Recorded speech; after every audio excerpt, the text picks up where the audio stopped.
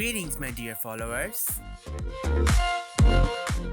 When I was editing this project, I came across some minor errors in page numbers in Adobe InDesign. This tutorial is all about the awareness of that error along with the solution. I would highly recommend you to watch my tutorial about importing data from MS Word into Adobe InDesign.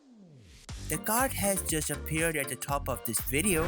If you want, you can pause this video, go check it out, then follow along with me in this tutorial.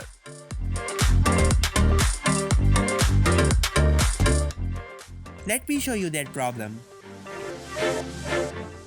Here it is. The numbers in this page number 10 are pretty much jammed and overlapping each other. Look at number 11 as well. So awful. If you are new to Adobe InDesign, I am going to show you the solution right now. All you have to do is go to the page panel. The shortcut key is F12. Open the A master page. Here we have page number. Click on it. And notice that the text border is very close to the text. Let me stretch it. It looks like this text is left aligned. Let me go to the paragraph panel and center align this text.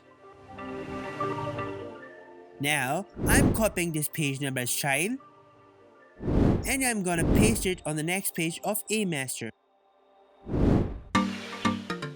I am placing it on the same location as on the other page. Let's go back to the document and wow, all these page numbers have been updated.